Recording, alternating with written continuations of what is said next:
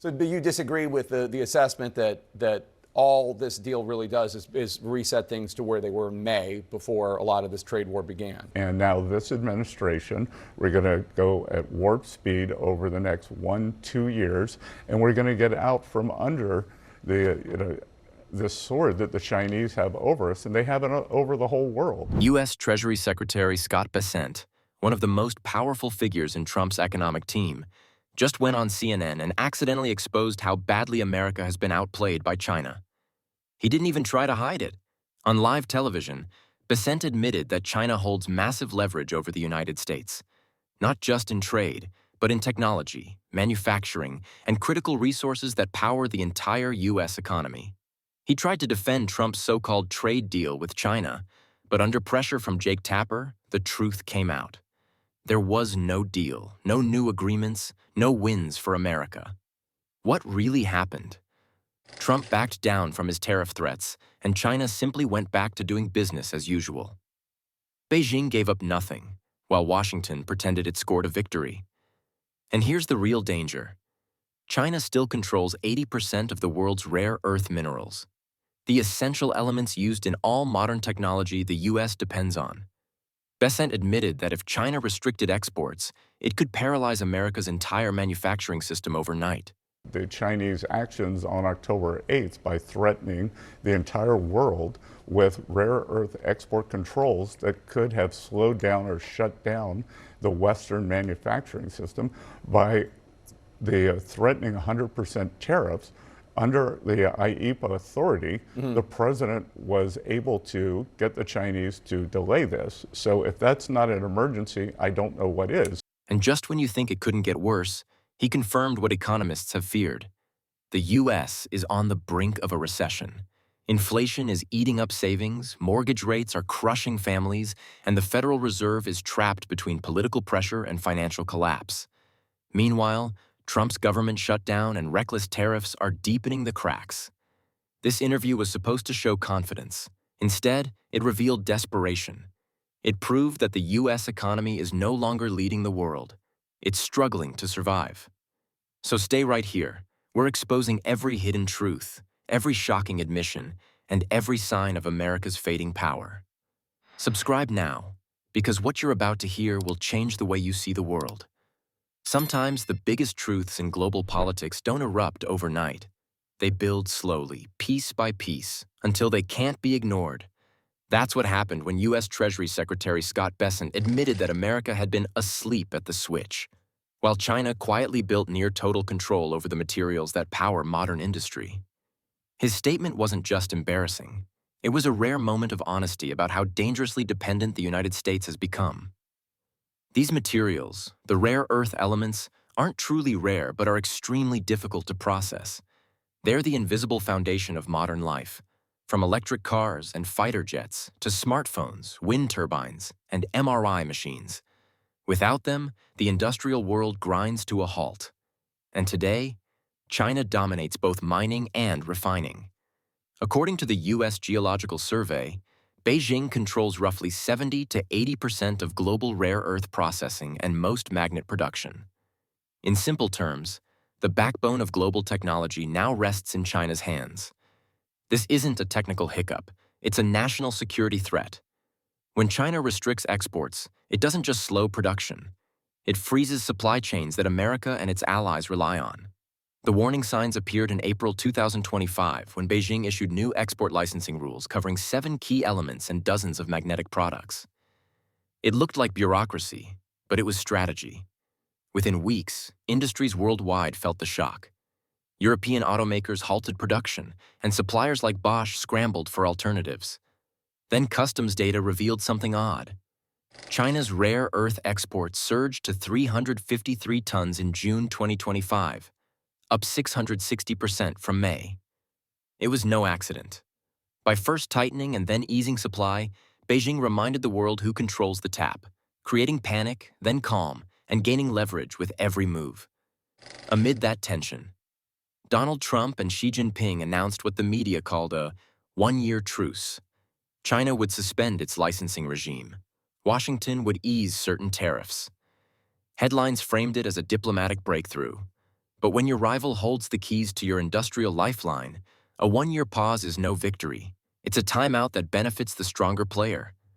During that year, China reorganized production, rebuilt stockpiles, and deepened global dependence while the U.S. celebrated stability. The underlying problem never changed. America still can't mine or refine enough rare earths to sustain its industries.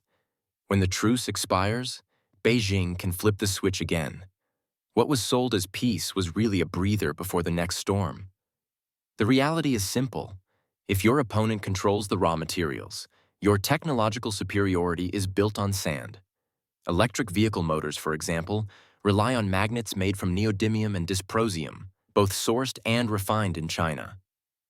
When China tightens supply, prices rise and assembly lines stop. We already saw it happen when carmakers were forced to halt production after Beijing cut shipments. But instead of addressing that dependency, Washington tried to paper it over with politics. Let's take a closer look at the deal Trump claims he struck with China. The meeting with Xi Jinping was sold as a major breakthrough. Headlines hailed a new deal on tariffs, rare earths, and farm exports. But it wasn't new at all. It was simply Phase 1 repackaged. A temporary pause in tensions, not a solution to America's long-term dependence on China. Take agriculture. The agreement says China will buy U.S. soybeans, corn, and pork again. Sounds big, but Beijing already promised that in 2020. Back then, it pledged to purchase tens of billions in farm goods and open its markets to U.S. beef and dairy. Those imports rose and fell with China's needs, and this new deal just restores that same pattern. No permanent guarantees, only a short-term gesture sold as victory. Meanwhile, China has spent the last decade building its own food network. It has invested more than $130 billion across Latin America, much of it in soybean and beef production in Brazil and Argentina. Brazil alone now supplies over 60% of China's soybean imports, compared with less than 30% from the U.S. before the trade war. Chinese companies also own stakes in Argentine grain ports and Brazilian fertilizer plants, securing their supply chain and reducing reliance on America. It's hard to imagine Beijing abandoning those long-term allies just to make temporary purchases from the U.S. Treasury Secretary Scott Bessent tried to defend the deal, saying it bought time. But when asked what happens after the one-year pause, he had no clear answer, only talk of reviewing progress. Once that clock runs out, China can simply restart restrictions and Washington will be back where it began. Trump's deal came too late. U.S. farmers have lost the leverage they once had. Brazil and Argentina now dominate the market, producing soybeans more cheaply with lower labor costs and fewer environmental rules. Their harvest seasons align perfectly with China's demand. Even if U.S. exports resume, they'll enter a crowded market already owned by new champions. Re-entering that space means American farmers must slash prices to compete, shrinking profits while giving China cheaper imports than ever. Beijing wins twice. First by securing new suppliers during the trade war, and now by watching U.S. farmers undercut each other for a smaller share of the market. And while America's farmers lose ground, China's tech industry surges ahead, turning Washington's own sanctions into fuel for innovation. China is not slowing down in its race to surpass the United States. Not in technology, not in trade, and certainly not in global influence. For years, the United States relied on its supremacy in AI chips, with NVIDIA leading the charge.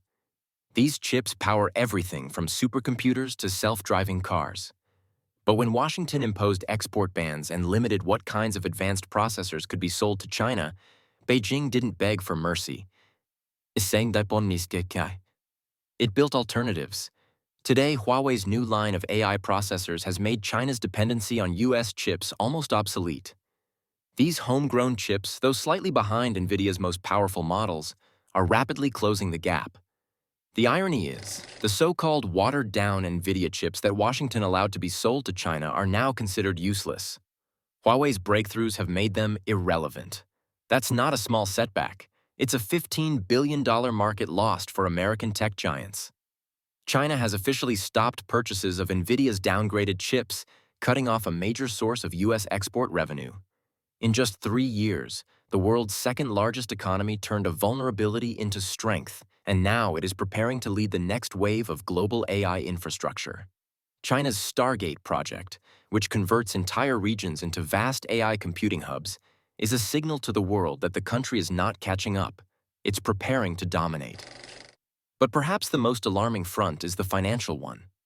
China is now challenging the most powerful symbol of U.S. dominance, the dollar. Nearly a third of China's $6.2 trillion trade is now settled in yuan instead of dollars, up from 20% just 3 years ago. If you count all cross-border transactions, including investments and bond purchases, the yuan's share has already surpassed the dollar inside China's trade system. Beijing's campaign began after the 2008 financial crisis, and it's accelerating under Trump's renewed tariffs. The People's Bank of China has signed swap agreements with over 50 countries, giving partners like Russia, Iran, and Argentina access to yuan instead of dollars.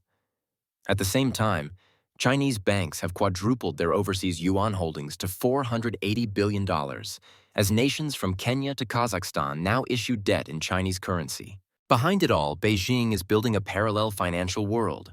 Through its CIPS payment network, yuan clearing hubs from London to Singapore, and a fast-expanding digital yuan used in over 20 countries. It's not full de-dollarization yet, but the foundation is set. China isn't destroying the dollar. It's quietly replacing it, trade by trade, loan by loan. The scariest moment in Bessent's interview came when he quietly admitted that the United States may be walking straight into a recession if the Federal Reserve doesn't keep cutting interest rates. For anyone paying attention, that warning changes everything. I think that there are sectors of the economy that are in recession, and the Fed has caused a lot of distributional problems. America is already feeling the tremors. Bessent said the economy looks in good shape, yet key sectors are slipping into recession, especially housing and consumer spending. High rates have crushed mortgage affordability, choked small business credit, and triggered a silent contraction across working-class America. The poor are drowning in debt while asset owners stay afloat. The distributional problem, as Bessent called it. A polite way of saying the system is breaking unevenly. Inflation may have cooled, but life hasn't. Food, housing, and debt costs remain high while wages lag behind. The Fed slowed prices by squeezing Main Street, not Wall Street. How long can an economy survive when ordinary Americans can't afford homes, cars, or even minimum debt payments? Bessent also revealed something few officials admit. Federal spending has fallen sharply just as the economy cools, a rare event in modern times. With Washington pulling back and borrowing still expensive, both sides of the economy are tightening at once. That's how slowdowns turn into recessions. The deficit to GDP ratio slipped from 6.4 to 5.9%, not because growth improved, but because spending dropped. Bessent argues this should be the Fed's cue to ease further. If government budgets are finally under control, inflation pressure will fade naturally, but holding rates high could push the U.S. into a self-inflicted crash. Nowhere is the danger clearer than housing. Mortgage rates above 7% have frozen sales and construction, locking millions out of ownership. Each delay kills jobs, shrinks spending, and ripples through the economy. As Bessent warns, this is already a housing recession. His message couldn't be clearer. The cracks are forming, and time is running out. The world is moving past the dollar while Washington hesitates. Can America still change course, or is the slide already unstoppable? Tell me what you think in the comments, and don't forget to hit the like and subscribe. The next chapter of this story is only just beginning.